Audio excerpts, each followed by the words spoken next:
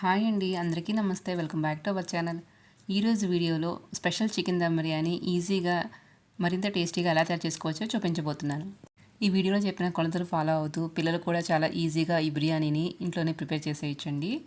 ఇంకా ఆలస్యం చేయకుండా ఈ బిర్యానీ ఎలా తయారు చేసుకోవాలో చూసేద్దాం.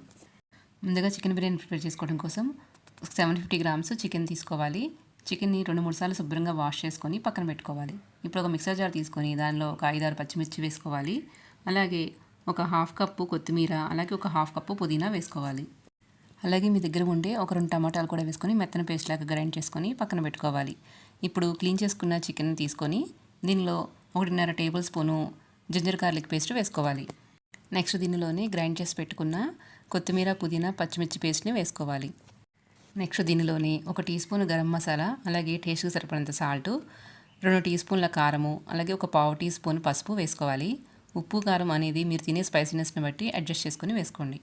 ఇంకా ఒక అరచెక్క నిమ్మరసం పిండుకొని 2 టేబుల్ స్పూన్ల పెరుగు కూడా వేసుకొని వీటన్నిటిని బాగా కలుపుకోవాలి. చికెన్కి మసాలా అంతా పట్టేలాగా ఒక 2 నిమిషాలు బాగా మిక్స్ చేసుకోవాలి. ఇలా బాగా మిక్స్ చేసుకుని మ్యారినేట్ చేసుకున్న చికెన్ని ఒక half an hour to 1 hour రిఫ్రిజిరేటర్లో పెట్టుకోవచ్చు, లేదంటే బయటనా పెట్టుకోవచ్చు.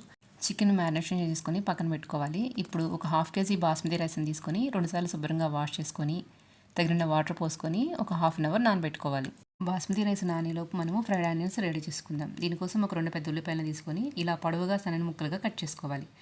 ఆనియన్స్ ఫ్రై చేసుకోవడం కోసం స్టవ్ మీద ఒక ప్యాన్ పెట్టుకొని దానిలో డీప్ ఫ్రై కోసం ఆయిల్ పోసుకోవాలి. ఆయిల్ వేడిన తర్వాత ఇలా కొన్ని ఆనియన్స్ని వేసుకొని బ్రౌన్ కలర్ వచ్చేంత వరకు ఫ్రై చేసుకోవాలి.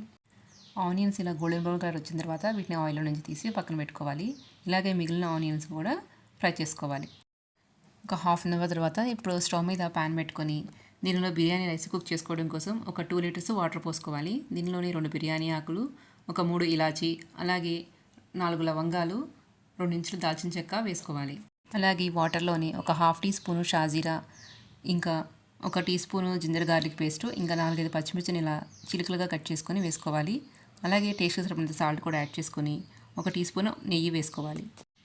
ఈ వాటర్ బాయిల్ అయ్యేలోపు మరొక స్టవ్ మీద చికెన్ ప్రిపేర్ చేసుకోవడం కోసం ఒక మందపాటి గిన్నెని పెట్టుకోవాలి. దీనిలో ఒక టేబుల్ స్పూన్ ఆయిల్, అలాగే ఒక టేబుల్ స్పూన్ నెయ్యి వేసుకోవాలి. నెయ్యి వేడైన తర్వాత దీనిలో హోల్ గరం మసాలా వేసుకోవాలి. హోల్ గరం మసాలాని 1 నిమిషం ఫ్రై చేసుకున్న తర్వాత మనం ముందుగా మ్యారినేట్ చేసి పెట్టుకున్న చికెన్ని యాడ్ చేసుకోవాలి. చికెన్ అంతా కూడా ఒకసారి బాగా మిక్స్ చేసుకోవాలి. చికెన్ మీద మూత పెట్టుకొని మంటని లో ఫ్లేమ్లోనే ఉంచుకొని చికెన్ని నిదానంగా కుక్ చేసుకోవాలి. చికెన్ కుక్ అయ్యేలోపు మనకి బాస్మతి రైస్ కూడా రెడీ అయిపోతుంది. చూడండి, మనకి వాటర్ ఇలా బాయిల్ అవ్వాలి. వాటర్ బాయిల్ అయిన తర్వాత మనం నానబెట్టుకున్న బాస్మతి రైస్లో నుంచి వాటర్ తీసేసి ఇలా రైస్ని యాడ్ చేసుకోవాలి. రైస్ వేసుకున్న తర్వాత అంతా కూడా ఒకసారి బాగా కలుపుకోవాలి. మంటని మీడియం ఫ్లేమ్లోకి అడ్జస్ట్ చేసుకొని మధ్య మధ్యలో రైస్ని కలుపుకుంటూ కుక్ చేసుకోవాలి. రైస్ మనం ఆల్రెడీ నానబెట్టుకున్నాం కాబట్టి ఒక 10 మినిట్స్లోనే కుక్ అయిపోతుంది. రైస్ ఇలా 80% కుక్ అయిన తర్వాత వాటర్లో నుంచి తీసి వేరొక బౌల్లోకి ట్రాన్స్ఫర్ చేసుకోవాలి. రైస్ చూడండి, ఇలా కుక్ అయితే సరిపోతుంది. ఇప్పుడు మనకి చికెన్ ఉడికిందేమో ఒకసారి చెక్ చేసుకుందాము. చికెన్ మనకి ఆల్మోస్ట్ కుక్ అయిపోయిందండి. ఒకసారి ఒక చిన్న ముక్క తీసుకొని చెక్ చేయండి, కుక్ అయిందో లేదో తెలుస్తుంది. చికెన్ ఇంకొక 5 మినిట్స్ కుక్ చేసుకుంటే సరిపోతుందండి. చికెన్ని కూడా 70 to 80% వరకు కుక్ చేసుకుంటే సరిపోతుంది. ఇప్పుడు ఒకసారి మూత పెట్టుకొని ఇంకొక 5 మినిట్స్ కుక్ చేసుకుందాం.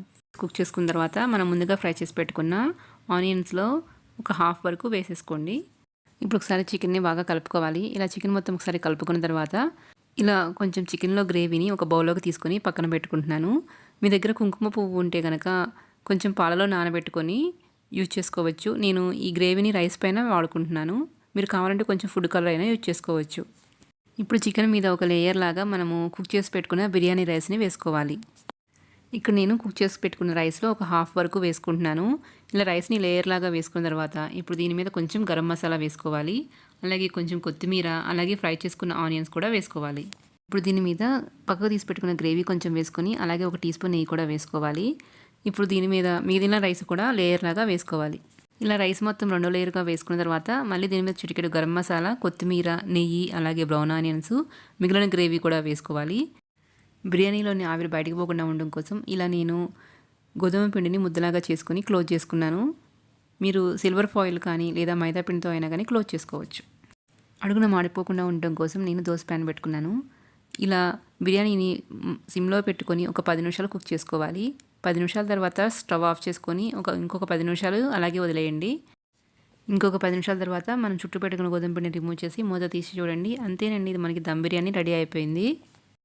ఇప్పుడు గరిటె తీసుకొని మెల్లగా కింద నుంచి పై వరకు కలుపుకోవాలి. బిర్యానీ రైస్ విరిగిపోకుండా నిదానంగా కలుపుకోవాలి. చూసారు కదండి, ఫుల్ గ్రేవీ వచ్చేలాగా ఈజీగా దమ్ బిర్యానీ ఇంట్లోనే ఎలా ప్రిపేర్ చేసుకోవచ్చో మీరు కూడా ఒకసారి తప్పకుండా ఈ స్టైల్లో బిర్యానీ ప్రిపేర్ చేసి ఎలా వచ్చిందో కమెంట్ సెక్షన్లో కమెంట్ చేయండి. అలాగే మీకు నా వీడియోస్ నచ్చినట్లయితే ఇలాంటి మరిన్ని రెసిపీ అప్డేట్స్ నోటిఫికేషన్ మీకు రావాలంటే మన ఛానల్ని సబ్స్క్రైబ్ చేసుకోండి. అలాగే మీ ఫ్రెండ్స్తో కూడా షేర్ చేయండి. Thank you for watching.